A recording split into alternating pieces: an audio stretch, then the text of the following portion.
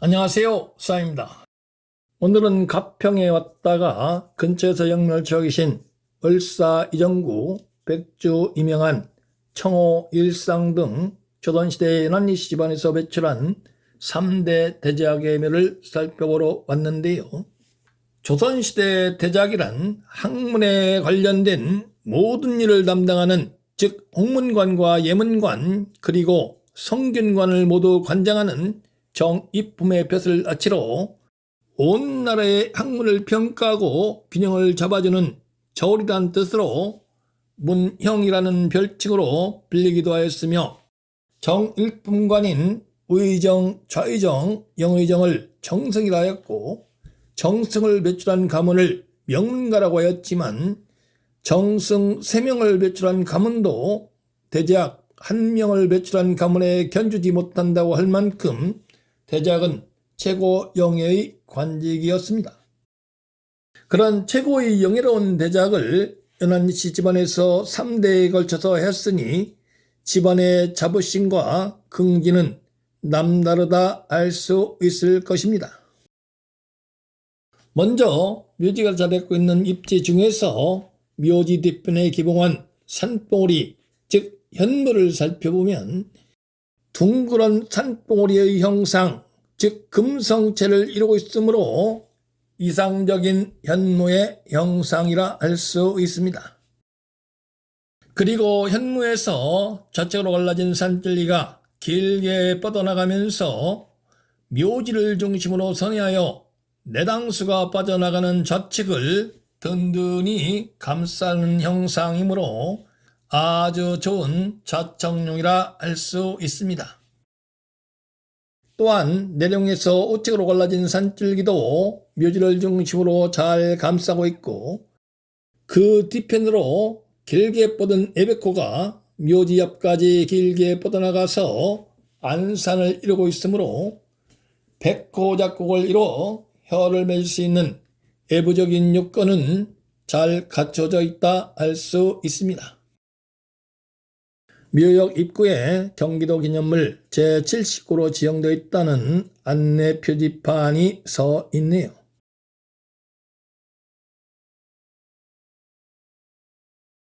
그리고 바로 이쪽에 월사 이정구, 백주 이명한, 청호 일상 등 3분의 신도비가 나란히 나열되어 있습니다. 이 건물에는 조선시대 4대 문장가 중에 한 분이었던 월사 이정구 선생님이 중국의 사신으로 왕래하면서 지은 기행문을 시로 만든 조천 기행도의 목판과 임진왜란 당시에 명나라 찬화주사였던 정응태라는 인물이 조선이 외국을 유인해 명을 침략한다는 묵을 올려 파란이 일었는데요. 이 오해를 풀기 위해서 중국에 사진을 파견할 때 정사 이항복을 따라 부사로 중국에 갔던 월사 이정구 선조가 무술 변무주라는 글을 지어 올려서 정응태를 파직시키고 오해를 풀었다고 하는데요. 이 무술 변무주의 목판이 보관되어 있다고 합니다. 앞에 상중하로 나란히 조성되어 있는 3개의 묘가 보이는데요.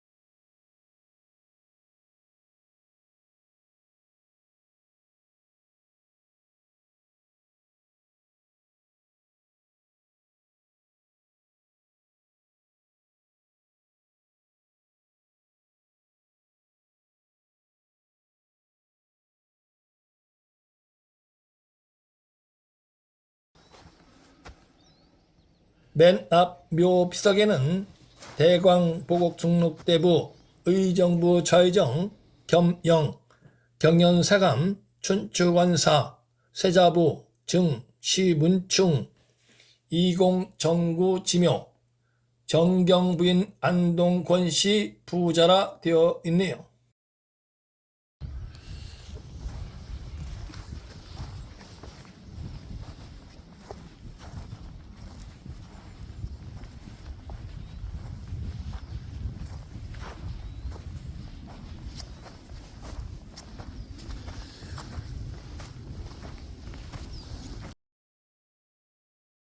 바로 위에 있는 묘비에는 정원대부, 예조판서, 겸 대제학, 증, 우의정, 시, 문숙, 이공일상지묘, 증, 정경부인, 전주 이씨, 부우, 전, 정경부인, 문화유씨, 부자, 전 이라 되어 있는 것을 보면 이곳에서 영멸지하고 계신 분은 월사 선조의 손자 부부이시네요.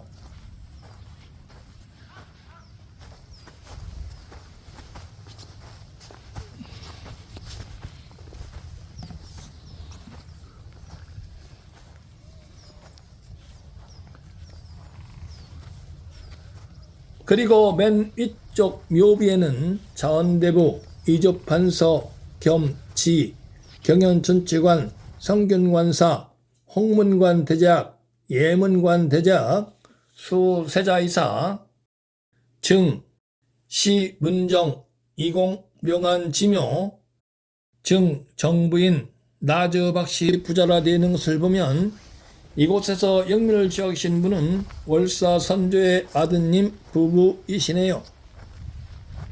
여기서 수세자이사란 비문이 보이는데요. 이는 정입하게 붕괴했던 차헌대부가 총 1풍이 맡을 수 있는 상계 직책인 세자이사를 역임했다는 뜻입니다. 저는 지금 묘지로 뻗어내린 산줄기를 살펴보기 위해서 묘지 뒤편 산으로 약 200m 정도 올라왔는데요. 저 위쪽에서 경사를 이루면서 뻗어내리는 산줄기 등성이 부분이 빗물에 씻기고 파인 곳이 보이므로 아주 좋은 산줄기의 형상은 아니라고 할 수 있습니다.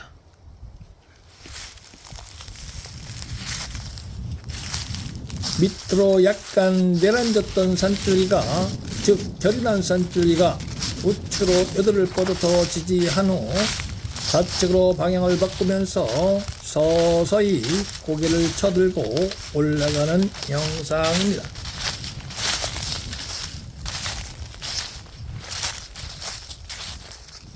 그리고 이곳에 드무럽게 생긴 나지막한 산봉우리를 세우고 다시 고개를 숙여 완경선을 이루면서 밑으로 뻗어 내려가는 형상입니다.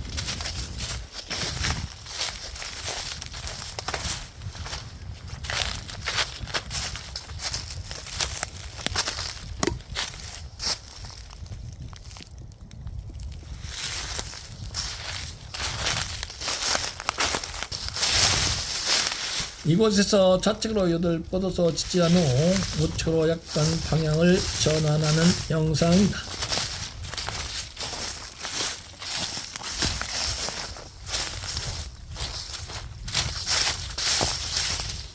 이곳에서 다시 우측으로 여들 뻗어서 지지한 후 좌측으로 옆머리를 돌리는 형상인데요. 맨 뒤편에 자리 잡고 있는 백주 이명한 선조 묘지의 당판을 살펴봤을 때 혈이 맺혔을 때 형성되는 혈장의 넓이에는 미치지 못하는 것으로 판단이 됩니다. 봉분 뒷부분 양쪽 측면을 멧돼지가 보기 흉하게 파헤쳤네요.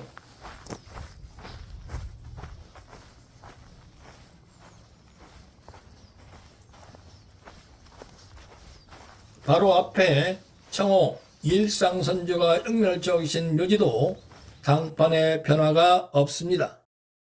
즉 맨 위쪽에서 영면을 지으신 백주 이명한 선조의 묘 당판과 별반 다르지 않습니다.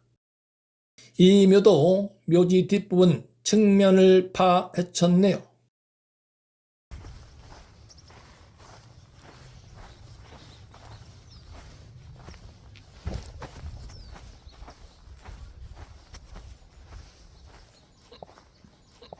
맨 앞에서 영면을 지으신 을사 선조의 묘도 당판의 변화가 없습니다.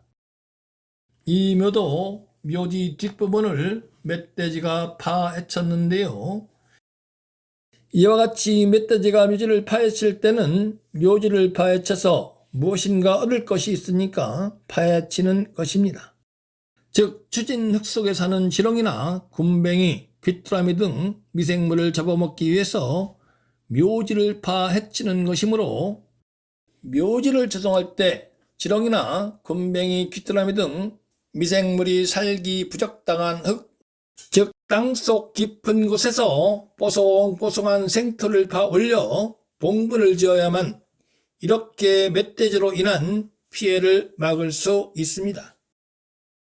그리고 묘지를 통과한 산길기가 우측으로 요도를 뻗어서 지지한 후 좌측으로 방향을 전환하고 저 밑에서 끝이 나는 형상인데요. 즉 산길기가 묘지를 통과한 후 이와 같이 변화를 함으로 혀를 절제할 수 있는 요건 중의 하나인 기지여시, 즉 죽은 시체와 같이 움직이지 않아야 한다는 것에 위배가 된다고 할 수 있습니다. 그러므로 안타깝게도 묘지가 조성되어 있는 곳은 혈이 맺힐 수 없는 곳에 해당합니다. 오늘은 가평을 방문한 길에 연한씨 집안의 자랑인 월사 이정구 선조를 위시로 한 3대 묘역을 살펴봤는데요. 집안의 명성에 비해서 묘지는 그에 미치지 못하는 것으로 판단이 되어 매우 아쉽습니다.